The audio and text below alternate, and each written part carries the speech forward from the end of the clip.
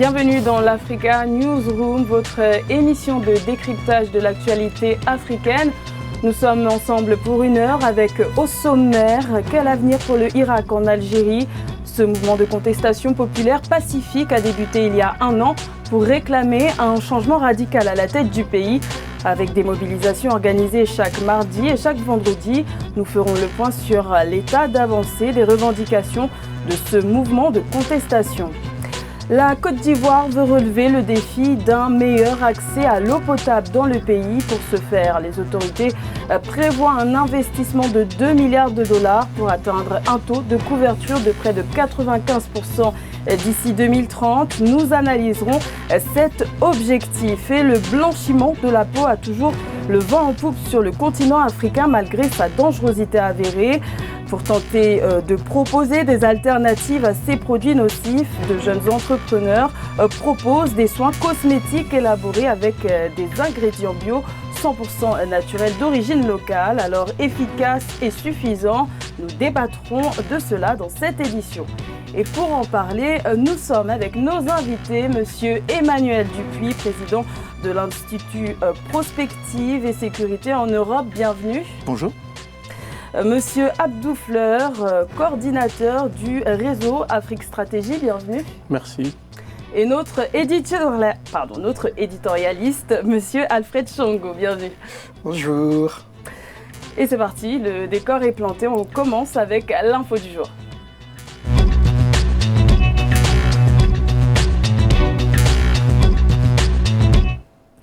16 février 2019, 16 février 2020, voilà 1 an que le mouvement du Irak est né en Algérie. Ce rassemblement spontané a réuni des milliers de manifestants tous les mardis et vendredis pour réclamer le départ du système en place. Les manifestants ont obtenu le renoncement du président Abdelaziz Bouteflika à un 5e mandat ainsi que sa démission le 2 avril 2019. Ces mobilisations ont également provoqué la chute de plusieurs hommes politiques et hommes d'affaires. Rétrospectif de ce mouvement inédit en Algérie avec Ibayako. 1 an de manifestations et de contestations contre le pouvoir en Algérie. Les Algériens et les Algériennes sont mobilisés pour fêter cet événement de grande envergure. Ils le fêteront dans la rue comme à leur habitude ce vendredi 21 février, date à laquelle 1 an auparavant, leur révolution a commencé.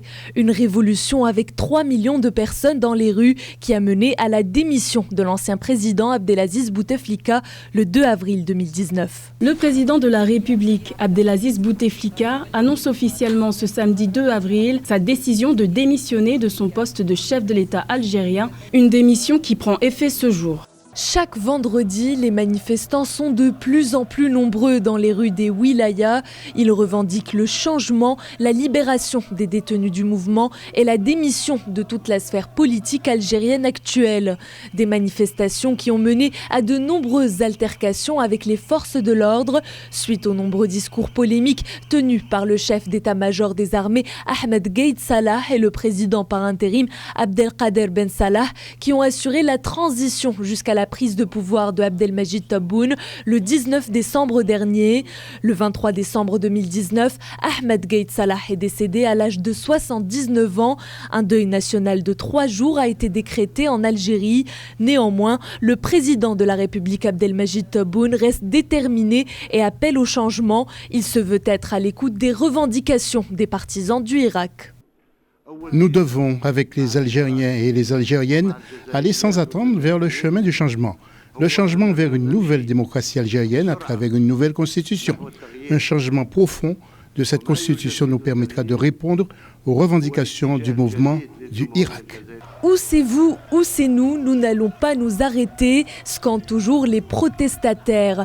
1 an plus tard, une élection présidentielle plus tard, les manifestations perdurent dans le pays. Le gouvernement actuel a lancé des mesures pour un changement radical en Algérie sous la demande du chef de l'État, notamment des consultations avec des personnalités politiques en vue d'amender la Constitution, dont le texte sera soumis prochainement à un référendum. Monsieur Abdou Fleur, quel est l'état du mouvement Irak aujourd'hui? Est-ce qu'il s'essouffle ou il se maintient? De l'avis de beaucoup d'experts, et en tout cas de ce qu'on voit, ça s'essouffle. et c'est un peu normal, je dirais. Ils ont gagné une bataille et pas la guerre. C'est symbolique quand même, le fait d'obtenir le départ d'Abdelaziz Bouteflika. Mais ils n'ont pas réussi quand même à gagner la bataille parce que l'objectif visé, c'était plutôt le départ du régime. Et l'arrivée de l'actuel président, je pense, n'arrange pas les choses parce que c'est un ancien du régime, un ancien Premier ministre. Le mouvement s'essouffle, c'est un peu normal. Pour une contestation de cette nature, tout le monde est mobilisé, tout le monde est motivé. C'est ce qu'on voit un peu dans tous les pays, à l'image des Gilets jaunes en France. Au début, il y a une forte mobilisation, c'était comme à l'image de la grève aussi des transports. Mais à la longue, ça s'essouffle, surtout quand on n'est pas bien structuré, on n'est pas bien organisé. Et c'est surtout cette difficulté à laquelle est confronté ce mouvement. Monsieur Dupuy, quelle suite pourrait-on donner à ce mouvement Irak? Qu'est-ce que les manifestants aujourd'hui peuvent faire après un an de manifestation? Déjà, ils n'ont pas obtenu tout ce qu'ils réclamaient. Comme le disait Abdou Fleur, le départ du régime n'est pas avéré, puisque le régime s'est enquisté davantage.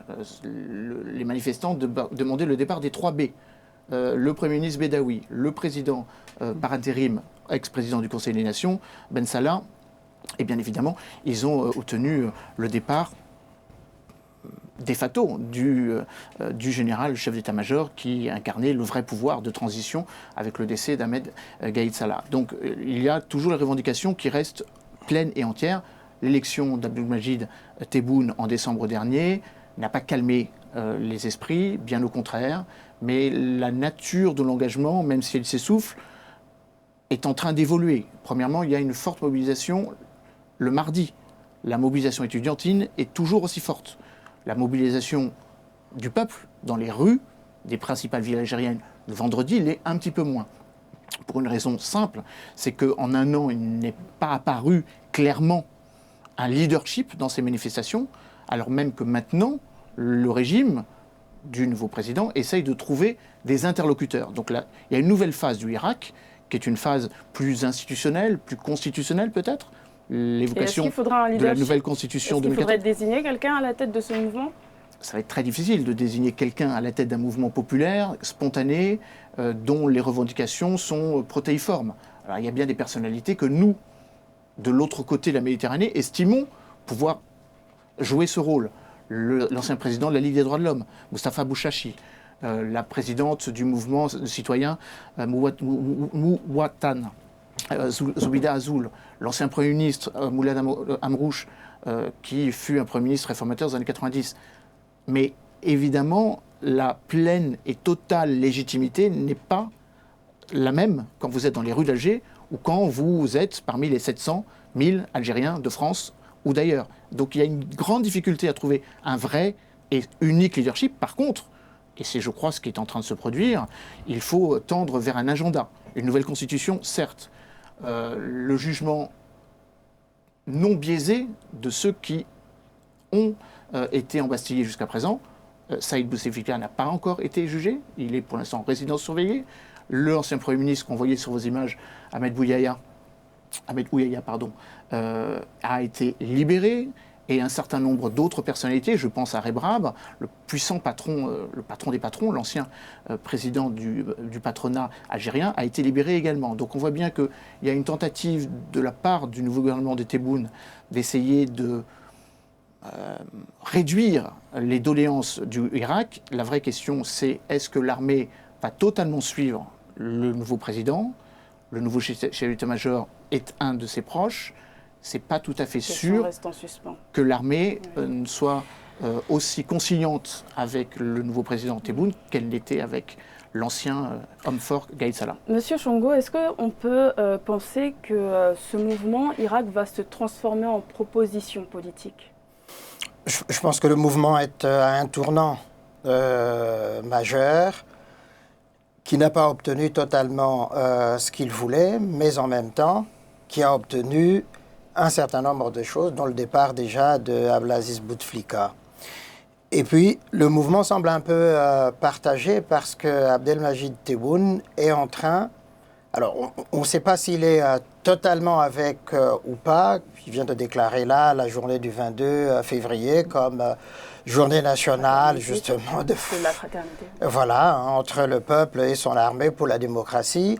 Donc, il est en train de reprendre un certain nombre de thèmes. Il s'est engagé vers le changement du système. Mais un système ancré comme celui de l'Algérie depuis les années de guerre, puis l'indépendance, 62, et toute la traversée des troubles qu'a connu l'Algérie, la stabilité avec Bouteflika, mais qui a voulu faire un mandat de trop, on ne peut pas passer de ce système autoritaire, presque autocratique, à un système totalement démocratique. Pourquoi? Parce que, justement, on a vu les conséquences dans un certain nombre de pays qui sont passés de l'autocratie au processus de démocratisation et de déstabilisation que ces pays ont connu. Donc, l'Irak se transformait en force de proposition, mais il a toujours été une force de proposition, justement. Il suffit de reprendre un certain nombre de slogans, de discours qui sont tenus pour indiquer, justement, cette volonté véritable de changement. C'est un mouvement citoyen constitué de plusieurs idéologies. Est-ce qu'il pourrait se situer sur l'échiquier politique au sein de l'opposition? Est-ce qu'il pourrait y avoir un parti du Irak ou quelque chose qui serait issu de ce mouvement? Pourquoi pas? Mais ça, ce sont des choses qui se négocient et puis qui se mettent en place progressivement. Effectivement, c'est un mouvement protéiforme, constitué de, j'allais dire, tout le spectre social populaire de l'Algérie. Et que donc, le mouvement, pour se transformer en mouvement politique, évidemment, il faut concilier plusieurs contraires. Or, pour le moment, tant qu'il n'y a pas des leaders qui émergent pour dire... nous allons capitaliser sur tout ce qui nous a réunis pendant cette année de lutte et de combat, en tout cas, qui est au fond déjà le changement, c'est-à-dire le départ de toute la classe politique issue des indépendances, qui a, j'allais dire, pris, entre guillemets, l'économie, l'Algérie dans ses mains, a laissé le peuple, justement, dans... pratiquement cet entre-deux entre les plus riches et puis les plus pauvres. Et dans cette zone, justement, grise pour la majorité de la population. C'est la parole aussi à M. Dupuy qui voulait rajouter quelque chose. Rebondir par rapport à votre question. Il ne peut pas y avoir un parti politique du Irak pour une raison simple. C'est que tous les partis politiques étaient dans la rue. Même les militants du FLN étaient des partisans du Irak. Donc il y a plutôt une irakisation, si vous m'autorisez cette expression, de l'ensemble des partis politiques. Donc tous les partis politiques sont appelés à se réformer. Le secrétaire général du FLN a démissionné il y a quelques mois. Le RND est de plus en plus prompt à montrer qu'il n'est pas une succursale du FLN. Et puis il y a aussi les citoyens que constituent les forces armées. C'est une armée de conscription. Donc l'armée est aussi au cœur du Irak. C'est la raison pour laquelle, hormis quelques tensions récentes, il n'y a pas eu ni de fraternisation, certes, mais il n'y a pas eu une violence armée comme certains pouvaient le pressentir avec justement la poigne du général Gaïd Salah. Donc je crois qu'on est plutôt dans une logique où il n'y a pas de parti politique du Irak, mais que l'ensemble de la classe politique va prendre en compte les doléances du Irak. On les a évoquées. Le changement de personnes. Les 3B, Bouteflika, Bedaoui, Ben Salah, c'est fait. Une nouvelle façon de concevoir le rapport entre le peuple et ses forces armées.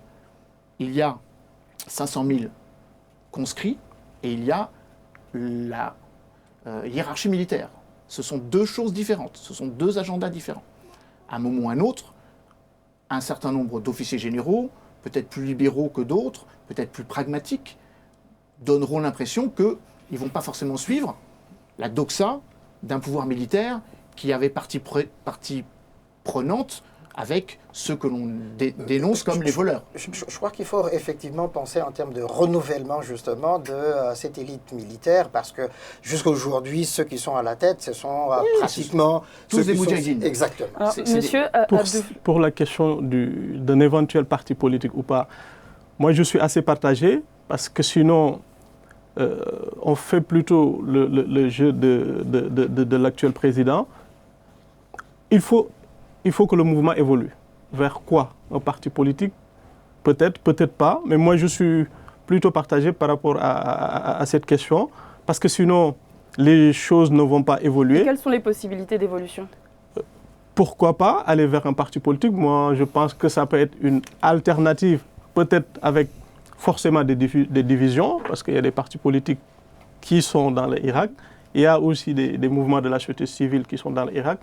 Mais à l'état actuel, si ça n'évolue pas vers quelque chose de beaucoup plus politique, de beaucoup plus concret, je pense que ce sera une léthargie et ça ne fera pas avancer les choses. Oui, d'ailleurs, les partis politiques classiques, que ce soit le FLN, le RND, et tous ces partis-là, se sont greffés sur le mouvement lui-même, sur l'Irak lui-même. Le terme d'irakisation est très bien trouvé, opportun, pour caractériser cette situation-là. C'est-à-dire que tous ces partis-là ne pensaient pas que le peuple algérien allait tenir face à l'armée pendant longtemps. C'est simplement lorsqu'ils ont vu que, il n'y a pas de débordement, il n'y a pas de saccage, mais les gens y viennent de tous les horizons possibles, des enfants, des étudiants, des travailleurs, des fonctionnaires, des chômeurs, etc., que tout le monde s'est mobilisé dans toute l'Algérie. C'est au fond, j'allais dire, la deuxième ou la troisième révolution algérienne. Est-ce qu'on peut dire que le Irak a libéré la parole en Algérie?